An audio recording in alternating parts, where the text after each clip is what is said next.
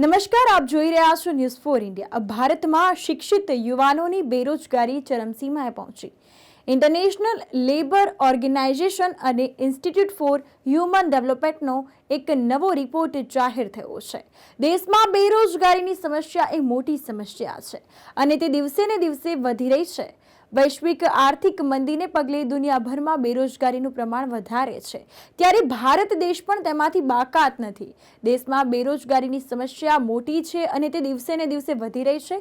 Covid મહામારી પછી દેશમાં બેરોજગારી વધી છે અને અનેક કંપનીઓ મોટા પ્રમાણમાં છટણીઓ કરી રહી છે।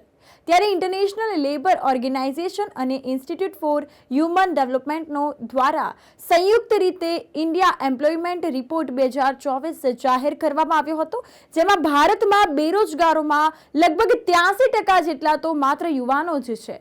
આમાં પણ મોટાભાગના યુવાનો શિક્ષિત છે। તો આ અંગે વધુ નજર કરીએ અમારા ખાસ અહેવાલ પર।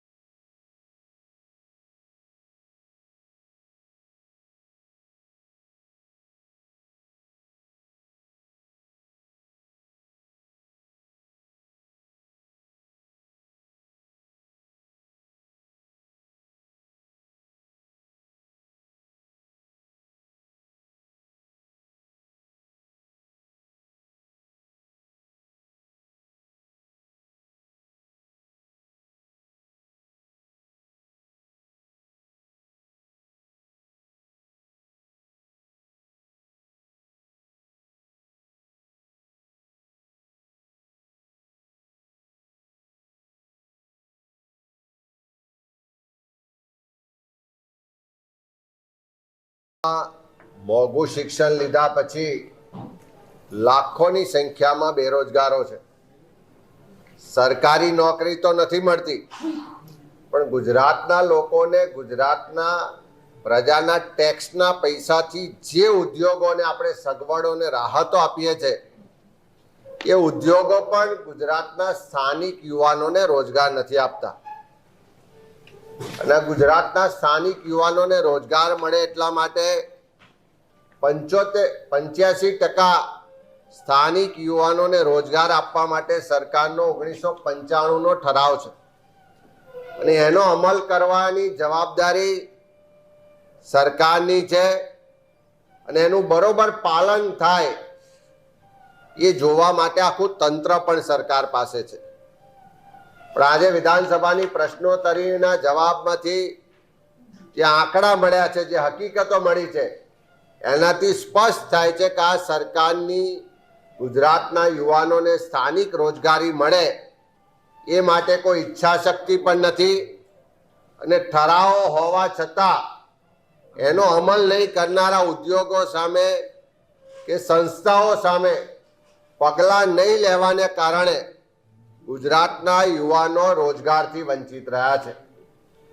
ખાનગી ઉદ્યોગો તો રોજગાર નથી આપતા, પણ જે કેન્દ્ર સરકારના જાહેર સાહસો છે, આપણે અહીંયા કહીએ કે ડબલ એન્જિન સરકાર છે, મોસાળમાં જમણવારને માં પીરસનારી એમ આપણા ગુજરાતના જ વડાપ્રધાન છે અને કેન્દ્ર સરકાર હસ્તકના જાહેર સાહસો પણ જ્યારે સ્થાનિક લોકોને રોજગારી આપવાના પરિપત્રને દોડીને પી જતા હોય ત્યારે એનાથી શરમજનક બાબત ગુજરાતમાં ના હોઈ શકે।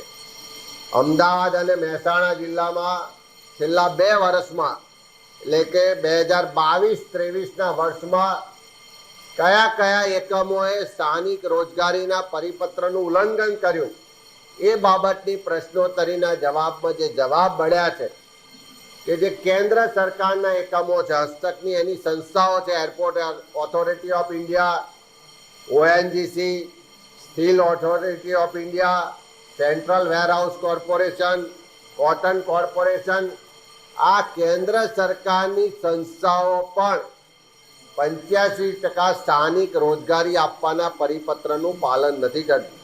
અને એક વર્ષે પાલન ના કરે અને એની સામે જો સરકારે પગલાં લીધા હોત તો બીજા વર્ષે ચોક્કસ પાલન કર્યું હોત.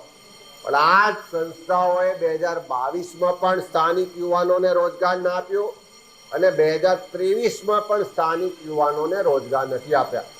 એ જ રીતે જે ખાનગી કંપનીઓ છે, એ Suzuki motor, Gujarat private limited હોય, ફોર્ડ ઇન્ડિયા હોય, કોલગેટ પામોલિન હોય કે ટાટા મોટર્સ, જેને આપણે કરોડો રૂપિયાની સહાય આપી છે, હોન્ડા મોટરસાયકલ હોય, જીલેટ હોય, કે આવી જે મોટી મોટી કંપનીઓ છે જેને આપણે રસ્તા, પાણી, વીજળી, ઇન્ફ્રાસ્ટ્રક્ચરનો ખૂબ મોટો ફાયદો કરાવીએ છીએ, રાહતો આપીએ છીએ, એ ખાનગી કંપનીઓએ પણ સતત 2 વર્ષ સુધી સ્થાનિક લોકોને રોજગાર આપ્યો નથી. એનો સ્પષ્ટ મતલબ છે કે સરકાર ખાલી પરિપત્રો કરે છે, ઠરાવો બહાર પાડે છે, પણ એનો અમલવારી થતી નથી. આ ઉદ્યોગો, આ સંસ્થાઓ એને દોડીને પી જાય છે અને યુવાનોને રોજગાર આપવામાં સરકાર સદંતર નિષ્ફળ ગઈ છે. પરિપત્રોનો અમલ કરાવવામાં સરકાર ઉદાસીન છે અને એનું કોઈ પણ જાતનું અમલવારી થતી નથી. એ આ જવાબ પરથી સ્પષ્ટ ફલીભૂત થાય છે.